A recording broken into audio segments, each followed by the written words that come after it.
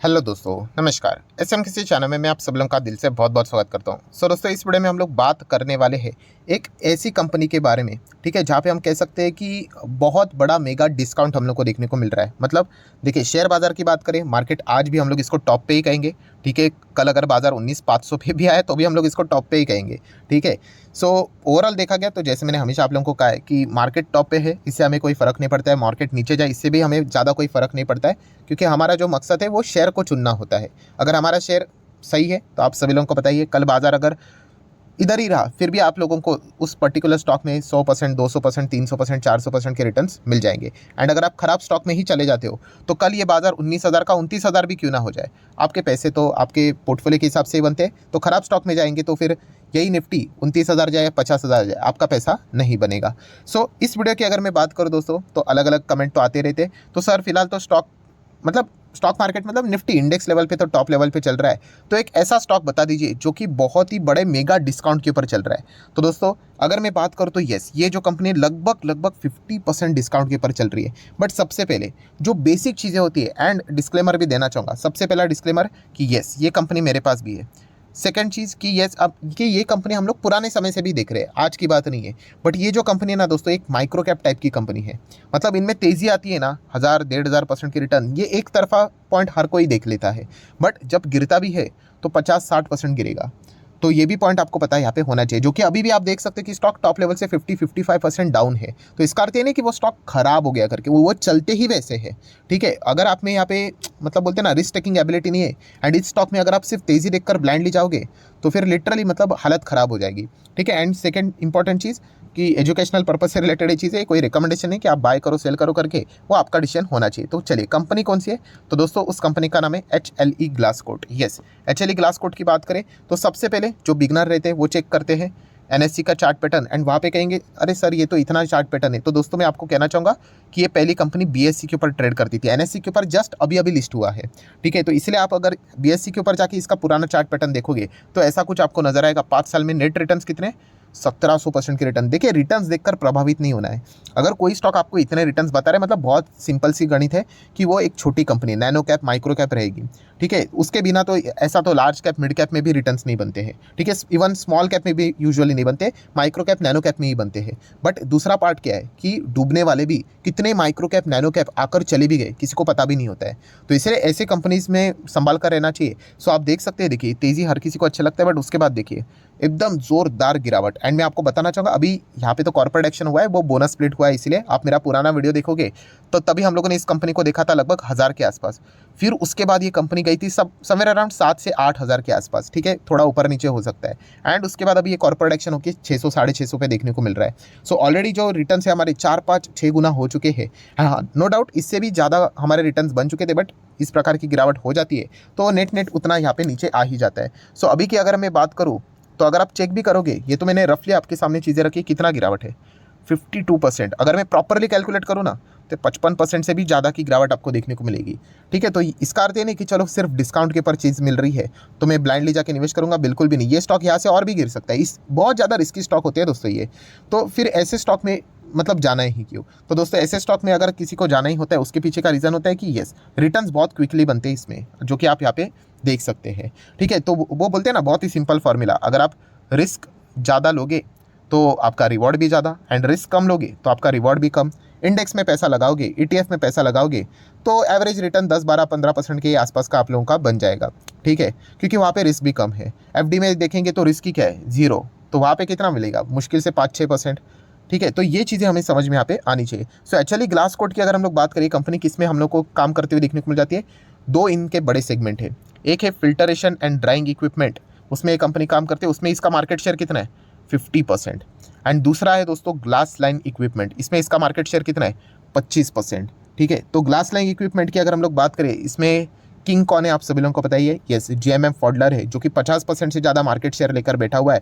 But जब से वहाँ पे वो चीज़ें हम लोग को देखने को मिली, आपको पता ही है, सेबी का भी इन्वेस्टिगेशन जारी है वहाँ पे कि इनसाइडर ट्रेडिंग हुई है या नहीं हुई करके। वो OFS भी आया था बोलने के लिए 33% का था, बट 50% के डिस्काउंट के ऊपर इतना बड़ा OFS तो हम लोगों ने कभी नहीं देखा।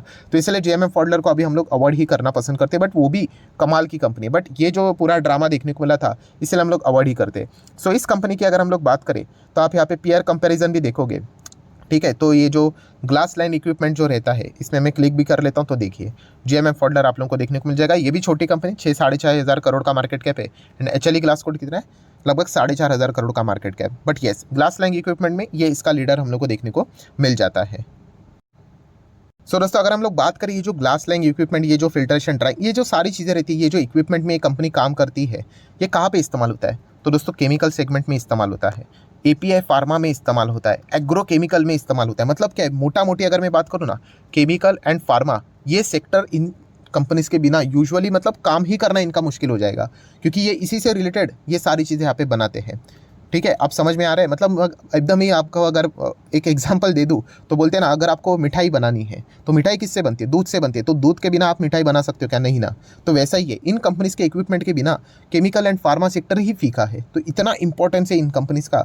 एंड इसमें देखा गया तो ये सारे छोटे कंपनीज हम लोग को देखने को मिल जाते हैं। सो HLE ग्लासकोट की अगर हम लोग यहाँ पे बात करें, ठीक है, तो आप चाहो तो इनके वेबसाइट के ऊपर भी विजिट कर सकते हो। ये देखिए वेबसाइट पे आप लोगों को सारी चीज़ें, इनके प्रोडक्ट्स के बारे में हर एक चीज़ें डिटेल में पढ़ने को मिलेगी। अबाउट सेक्शन में जाके सारी चीज़ें देख सकते हो। पहले इसका नाम हम लोग को स्विस ग्लासकोट करके देखने को यहाँ पे मिलता था, ठीक है।